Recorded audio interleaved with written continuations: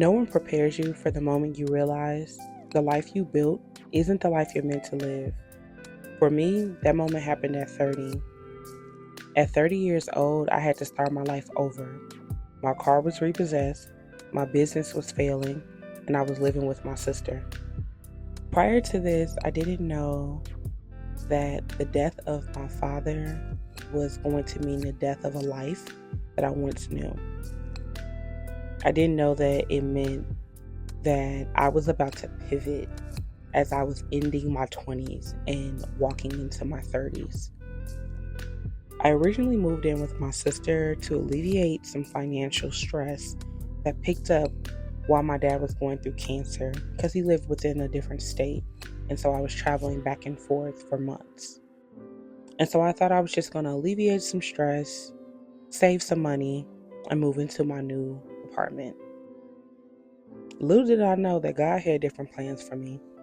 After living with my sister for about 8 months, the next thing I knew, COVID hit, and we were all working from home. This really dictated how life was about to happen for me because COVID caused me to think about where I was in life and about the level of unhappiness that I had, that regardless of me liking my jobs, I never loved any of them and I didn't see myself doing them for the rest of my life. So it was time to make some serious changes. I decided it was time to go to cosmetology school. I wanted to keep my job, but they didn't want to work with the hours that I needed to be a nice student.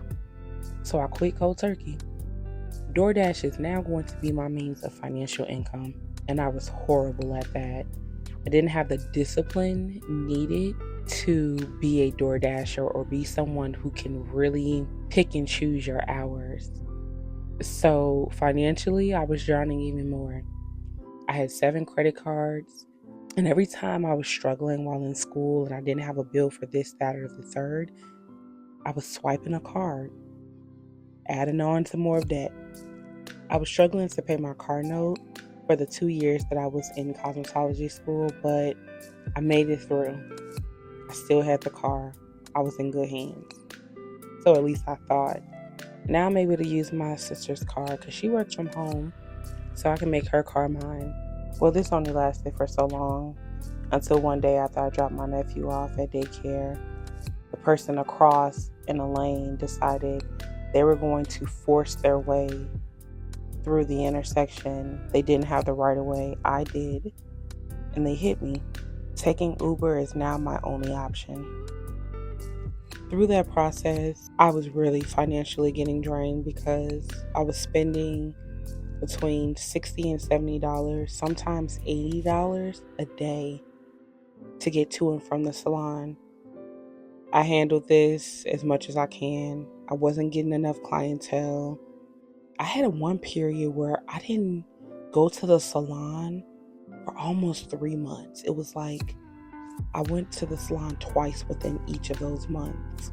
I was drowning. I was about to lose my salon suite. They were coming to me and saying, "Hey, we need rent." And for the first time in my life, I was someone who you couldn't trust. And I was completely not used to that. I was having days of really high highs and really low lows. I looked up and I found myself facing depression, struggling to get out of the bed some days super motivated out of the bed, but analysis paralysis was literally taking over. It was consuming my mind. My desire to have perfection in my life was keeping me from my destiny. It was keeping me from growth and action. One day I was finally tired of being tired. Seen a video of someone, he really motivated me. And while he was motivating me in the business aspect, I was also being cleansed and purified on the inside, which caused me to turn my faith back to Jesus. So I reclaimed my life to Christ. Now, I didn't get into Christianity just to get something from him. I was always a Christian. I was just lukewarm. I wasn't living life the way he expects us to live. I wasn't surrendering myself to him. I wasn't surrendering all things to him. I was someone who very much leaned on their own understanding and who thought that they held the key to their own destiny. But now I'm allowing the potter to mold me as I'm the clay. Things started hitting me at once. I decided to do a bankruptcy after building up all my credit card debt. I had a few medical bills on there, a few previous debts. I went ahead and filed for Chapter 7 bankruptcy so I can make sure that once my business started to progress and it was looking up, I wasn't having a cloud hanging over my head. Debt needed to go so I can have a refresh start. Although I cleared that bankruptcy in December of 2024, I still wasn't doing well in my business. The slow season for hairstylists is right after the holidays. And this year it got even worse. I was crying every other day, facing depression yet again, struggling to get out of bed. It was all bad, it was all hard, but I had a friend. Who lives out of state, and we really bonded on first content creation and what it would be like to be a content creator and just kind of building up into that. And then eventually our core became our faith. And so we were able to keep each other, what I would say, mentally sane, because she was going through her struggles and I was going through mine. I'm really grateful for that piece of community that I had. It was still hard, but I'm grateful for it. Eventually the business started to thrive. I would have a thriving moment where I finally found the marketing strategy to push myself out there. And I was having an influx of new clients coming in. And then turned around and got into a situation in the Uber where my Uber driver tried to kidnap me. Thank God that I pray for discernment and I read my Bible and I try my best to be in alignment spiritually, because God's grace really saved me and protected me. I'm safe, I'm good, nothing happened to me. I got out of there. There was just something, my discernment was so high during that situation. I couldn't keep my eyes off of this person.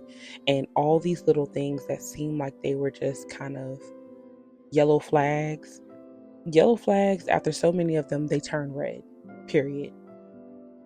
Well, after that, now I'm a very anxious person who doesn't like being in other people's car. So it was time that I decided to start doing rentals. I got in a rental in Enterprise. Everything was going well.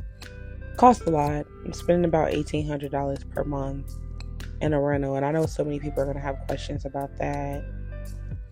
If you could spend $1,800 on a rental, why not get a car? Well, again, I just had a bankruptcy. You can get approved for a car after a bankruptcy, but there's more things that go into play when you're an entrepreneur.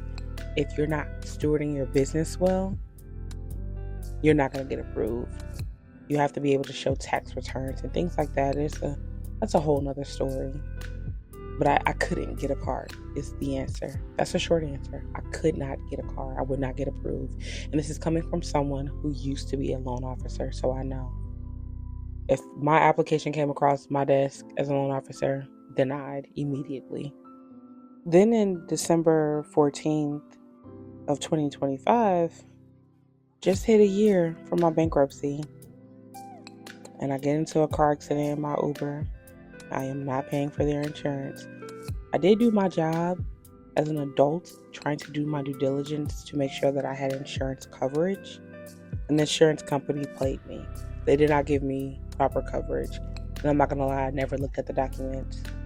I assumed that I was taken care of. Anyways, they did not cover the damages. I hit a deer. And now I owe over $7,000 in damages to Enterprise. And I'm going to be put on the do not rent list. I'm currently on the payment plan to pay them. I'm absolutely going to handle that debt, because after clearing out your debt, the last thing you want is to go back into debt. And by God's grace, my business is better than what it's ever been before. And I'm so grateful for that. Not where I want it to be, not where I desire it to be. And I do trust that He's going to give me the desires of my heart as long as those desires continue to be in alignment with His will, because it's His will, not mine. And I know I'm in alignment because things are progressively getting better. So as I walk into what it's like to really reinvent yourself and be someone in her 30s who's starting over, someone who has a business that is starting to do well. But the truth is, I'm not stewarding the business well. There's a number of things that I know that I should be doing that I'm not doing. So how can I ask God to walk me into my purpose, into my calling? How can I ask God to do all these things for me, but I'm not stewarding the place that He has me at properly?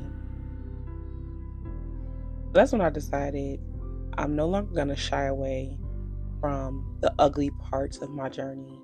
I'm no longer going to put myself out there to look like I'm perfect, that I'm doing so well. I actually stopped doing that 2 years ago.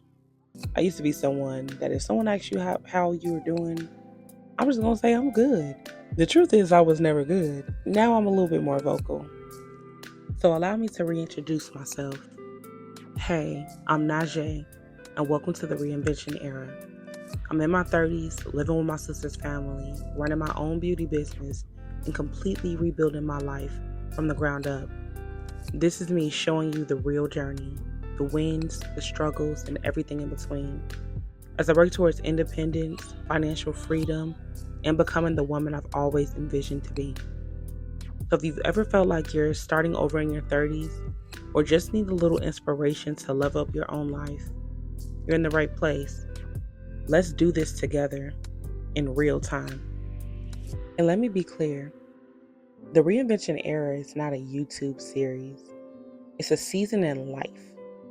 A season in life where you're currently at a certain age where you're reinventing yourself. You're finding yourself in alignment with His will. You're finding the purpose that He called you to, in hopes that all of those things align with the desires of your heart. The reinvention era is us navigating life in the wilderness, stewarding that time well, and the completion of this era will be us making it to the promised land. So come on this journey with me.